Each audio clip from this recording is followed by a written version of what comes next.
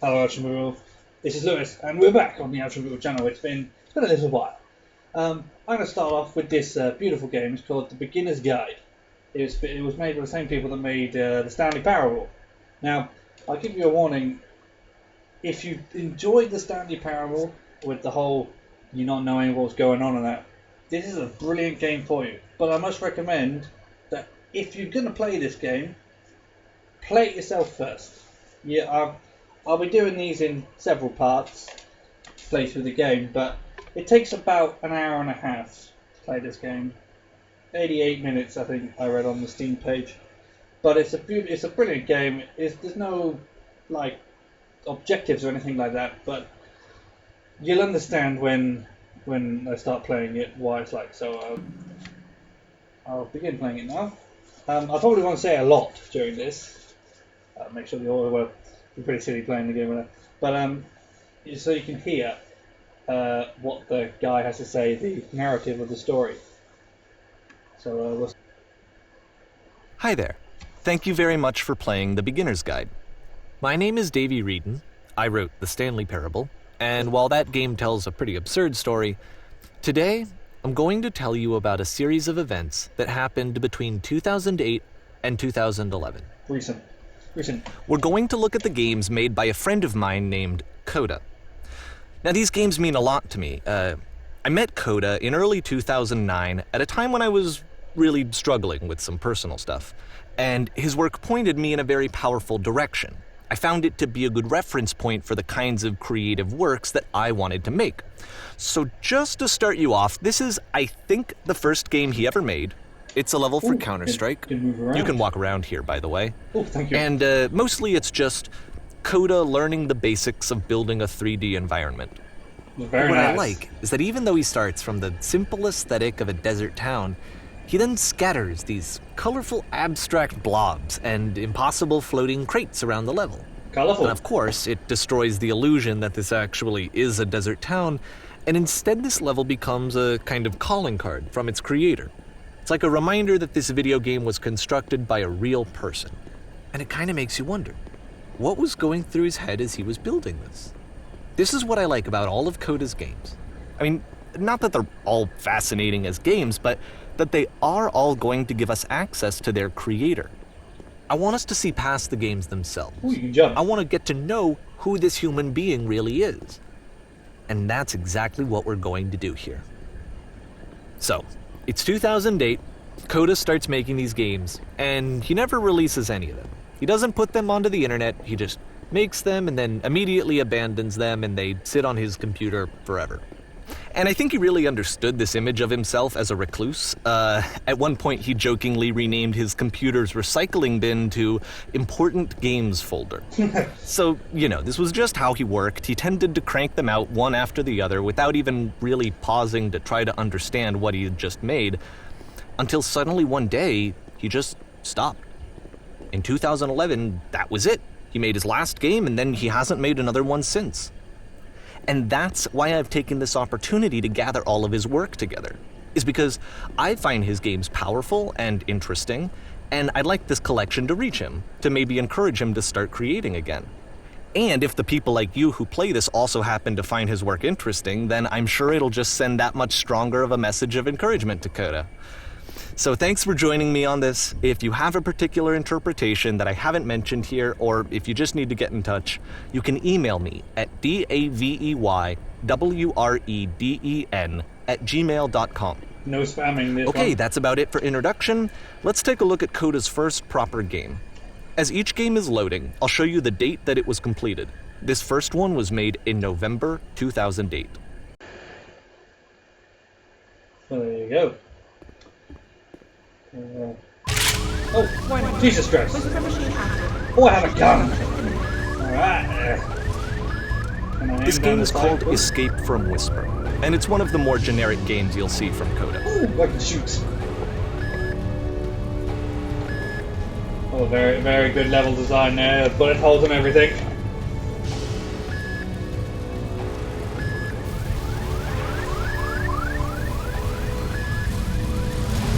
Oh yeah, rocks, they're good. Keep running. Jesus Christ, it renders brilliantly. Well, I assume I'm gonna go right here. That would be the idea. Security call reached. Hostile alien life form inbound. Hello? It kinda looks like this game was abandoned mid-development. For instance, you have this gun, which you'd think would indicate that there are supposed to be monsters or enemies somewhere, but then clearly there are no enemies anywhere. You can't even reload the gun when you run out of bullets. But ultimately, we don't really know. Maybe Coda thought that actually it was complete the way that it is. And I think that we should talk about his games for what they are, rather than for what they're not. Oh, you can fire with the E button. Oh, hello. I love how you can see the bottom of the universe from this room. Ah. It's good graphics design now. Well, it's... At least it's calm out there. It's not very, battleshipy. Is that even a word, battleshipy? I mean, where am I meant to go? It's not giving me any options, man! Oh! There you go. Let's go. Okay, we're gonna go... Apparently this space station has a labyrinth on it. No. Sure, I don't know. No, best not go There's that really way. no reason for it that I've ever been able to discern, so in the interest of time, I'm just gonna skip you on past it. Oh. Well, there you go. Whisper machine status active. Evacuate immediately! Okay, this is the part that's interesting. The game has this narrative about the whisper machine and how it has to be turned off, and then you get to the engine room. Oh, well, thank you. Thank you, voice from above. Hey, you there, in the engine room. You could save us all. That beam is powering the whisper machine. We could disrupt it by introducing a great enough heat signature. If your body could stop the beam. Well, that's putting my life on the line. For all of our lives. Would you do it? Could you give yourself? Well, would you? I mean, I don't think I have much of a choice here. So I'm going to assume... Ready? YOLO! Ah, brilliant. Let me pause here for a second. What you just experienced, stepping into the beam and then dying, is probably what Coda had initially intended when he was developing this level. But when he first compiles and plays it, something goes wrong. There's a bug somewhere. And this is what happens instead. The screen goes black. Oh, no, you don't die.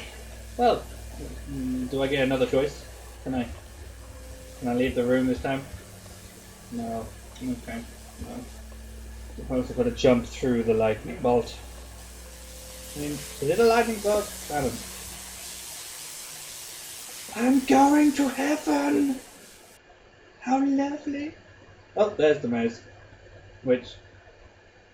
The beam causes you to start floating. And this is an important moment for him. Because yes, this is technically a glitch, but Coda identifies something human about it. Like how small it makes you feel in the face of this larger chaotic system. Or this floating could be the afterlife, a peaceful place, juxtaposed against all of the hysteria that you've just had to traverse. Yeah, I don't even know. I have no idea what he was thinking, but what's clear is that after making this, something lodges itself in his brain.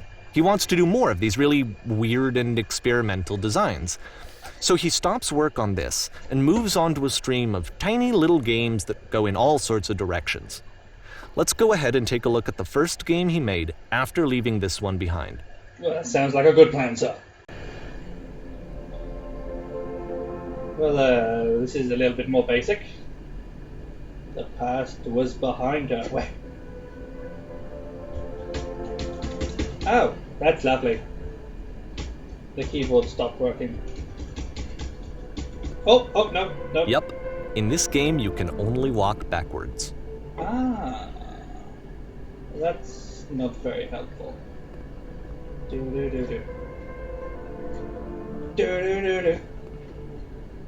I'm actually shitting myself to make sure that nothing comes behind me and, like, axe murders me.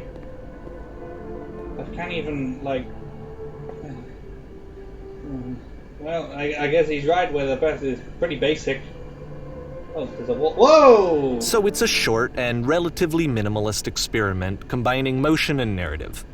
It is less advanced than the previous game, but actually it seems to be more focused, more complete.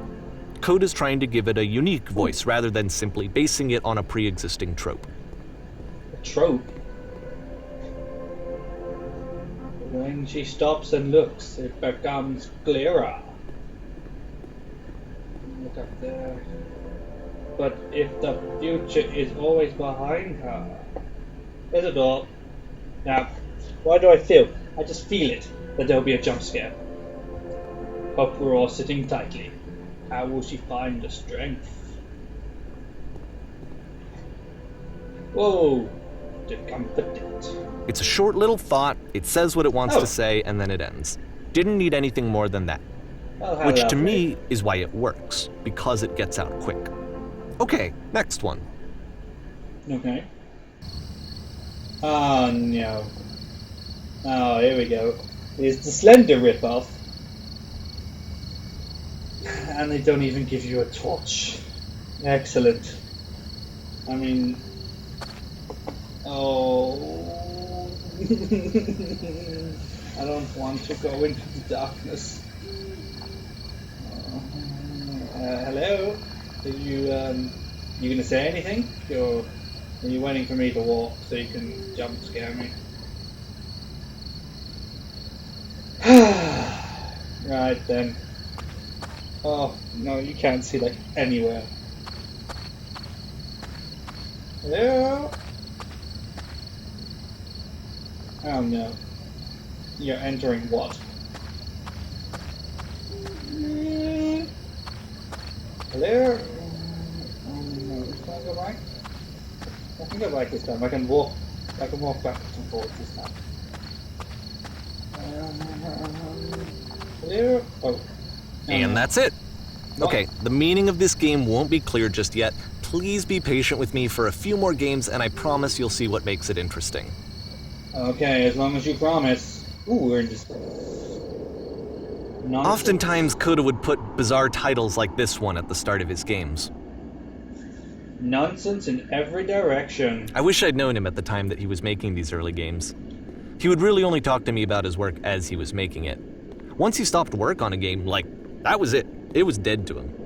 And I don't agree with that at all, but what are you gonna do? Finish it. Finish it, please. Can I have a gun? I'd feel a lot safer.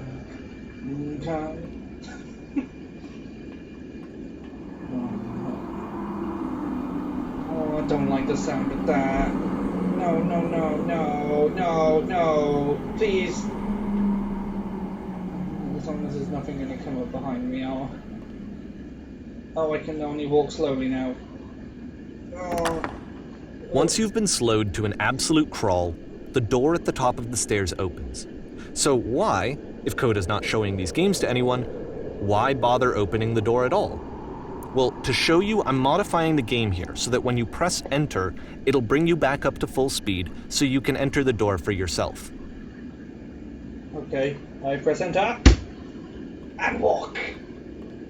Oh no, there's... Oh, I don't want to go up there, I'll be jumped. As you can probably guess, I don't do jump scares very well. Oh.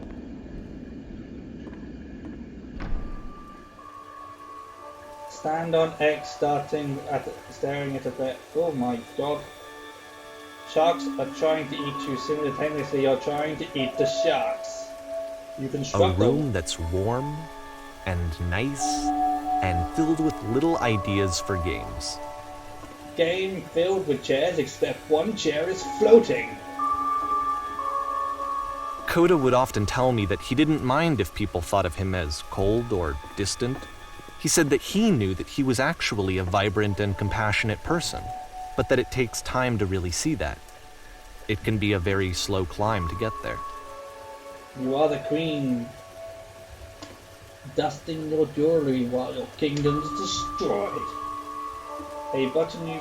Oh, sorry.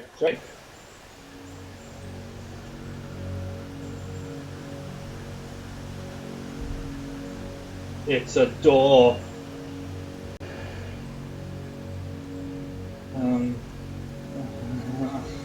I just feel like there's going to be one big jump scare in a minute, and I'm not going to be impressed with it. I'll tell you one thing though, he likes the colour orange. Hello?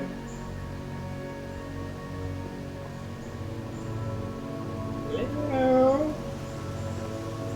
Is there anybody here? I mean, it sounds nice, it sounds like a lovely rainforest. But at least the door stayed open this time.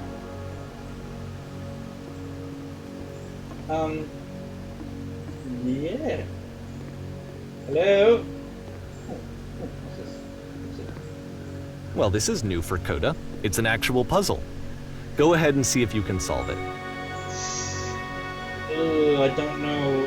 Do I press the button? Ooh, good for me. Good for me.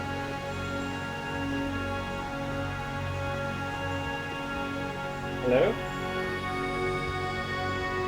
Hello?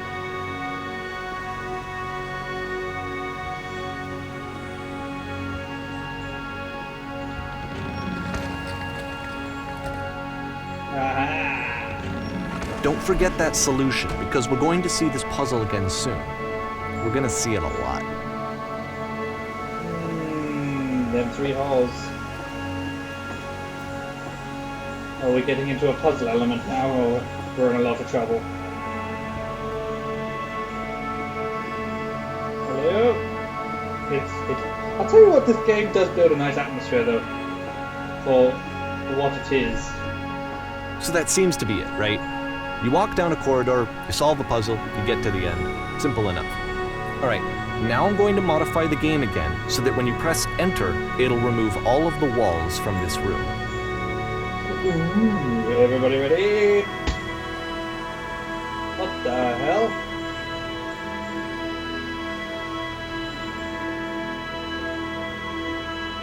How about that? There was more to it than we had any way of knowing. I actually find it funny that this game comes after the Stairs game, since they essentially convey the opposite idea. So, in the Stairs game, a dull exterior concealed a rich interior. And then, in this level, a dull interior hides this fantastic outer world. Either way, I think that the point is the same, is that most of the time you don't get to know what you're missing, or even that you're missing anything. That's not your role as a player. So if your role here is not to understand, then what is it? Can I jump off? Ooh. Oh no, no, we're back here again. No, no, please. Oh, see, I hated the game Slender. I played it like once and I never played it again because shit like this scares the crap out of me. Oh, I mean, oh no. You're entering. There better be more than that. So, this, combined with the entering game from earlier, tells us that Coda believes his games are connected somehow. It could even be that the Stairs game and the puzzle game are literally connected in between this and the entering game. There's a bigger picture that all of his games are meant to play a role in, some larger meaning that we won't be able to grasp until we've seen all of them. And once we have, we can step back and start to understand what exactly that bigger picture is. It better not be. Oh, there's a house. I assume I should go towards it. Oh, I'm so far away, and there's no run button. No. Let's talk about video game development for a second. Why are you doing that? Every video game runs on what's called an engine, which determines what the game can and cannot do. So in other words, the engine is a set of tools for game development. Well, it looks very nice. To make all of these games, Coda is using an engine called Source.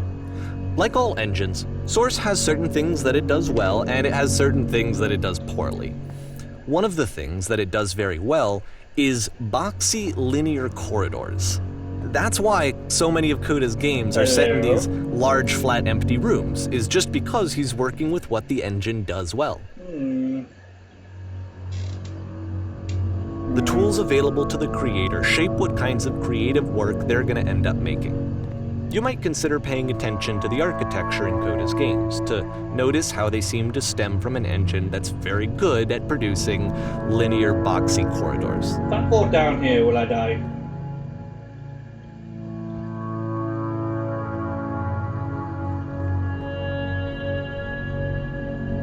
Oh.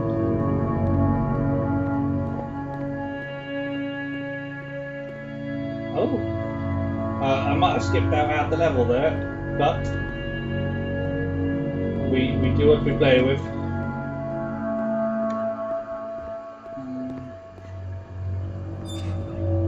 Oh dear. I feel like I'm gonna be jumped. Oh dear. Yeah, I thought as much. Oh, my head. Oh, run. Please run. Faster. Oh my. Jesus Christ, that made me jump.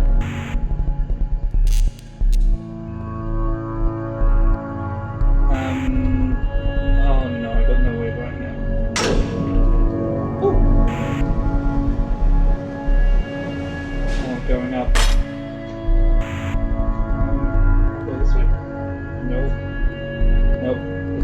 Not wanting me to go that far. This prison, funny enough, in Coda's original design, the doors stayed shut for a full hour before letting you go. If you don't mind, I think we're gonna skip that. Yeah, that sounds like a good idea. Oh. This is something that he and I used to argue about a lot. You know, whether a game ought to actually be playable, whether it means anything if no one can get through it. And I would always defend that, you know, all this work goes into the game, why not make it playable and accessible?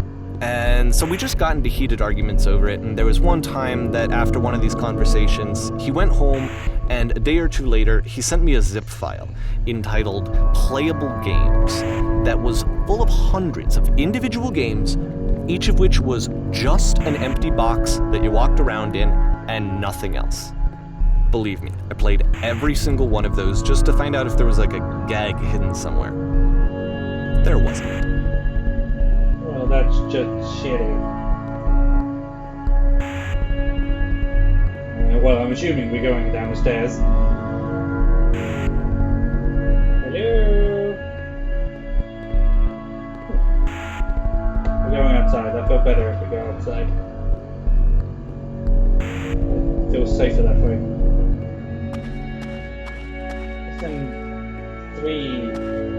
three dots again. Ooh. It's the puzzle again, with the exact same solution as the last time. Alright then.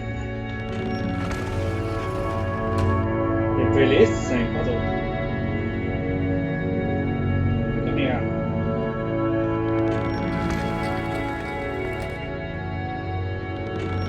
There's still no clear indication of what makes this puzzle so special that Coda is going to return to it over and over.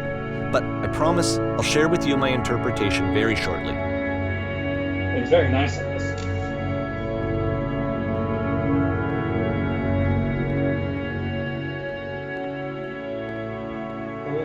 More.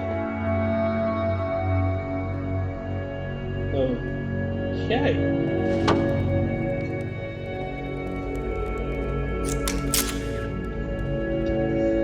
Here, Coda begins using a kind of dialogue system that he fashioned out of the engine's chat capabilities. Use the 1, 2, 3 buttons on your keyboard to respond. Let's have a look there. Did you come? What's up there? Yes, there's a well stamped with whiteness. Yes, there's an enormous prison I spent hours in. Yes, there's the... Number two.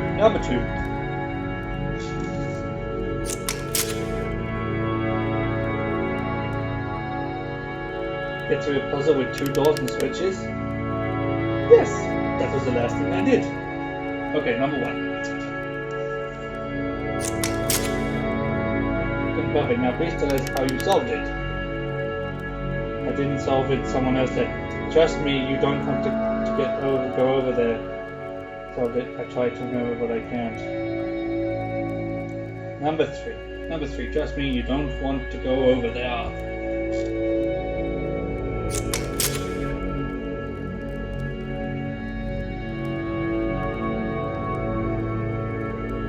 there must be an ending. I promise you there is nothing I want more.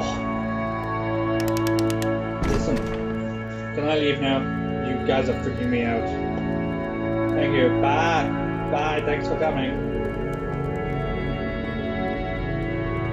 Oh no, there's more people. Why is there more people? How did you get here? Was there a puzzle you had to pass through? No, I've been here the entire time. You're gonna see the puzzle sometime. It's not meant to be solved. You sit back with black space in the middle. Who are you? That seems like a legitimate question. Just go hang out there in the blackness for a bit. You may not like it at first, but it will grow on you. Eventually. Alright then. Thank you for the information. Bye! Freaking losers sitting there on a table. What do you think this place is? And so we make one last descent down to the final floor of the level.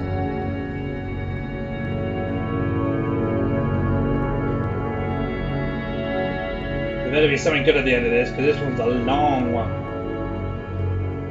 I was going to say, I'm not even touching it anymore. Oh, no. No, no, no, no, no. No, this is not cool. It's a lamppost. Good for Okay, you. I can't tell you quite why, but for some reason, Coda fixates on this lamppost. It's going to appear at the end of every single one of his games from here on out. I'll tell you what I think. I think that up to this point, he's been making really strange and abstract games with no clear purpose, and maybe you can only float around in that headspace for so long. Because now he wants something to hold on to. He wants a reference point. He wants the work to be leading to something. He wants a destination, which is what this lamppost is. It's a destination. We're going to see it in the work as well. His games are just going to become a lot more cohesive, a lot more fully developed, with more of a clear idea behind them. And as we go, that idea will get clearer and clearer and clearer. Well, good for them.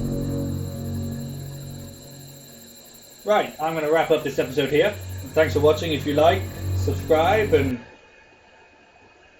we'll come back for more, because I'll definitely be continuing this. This is a decent game and I'd like you to enjoy it. But yeah, come back again. I'll be uploading it as soon as it's done. And see you in the next video.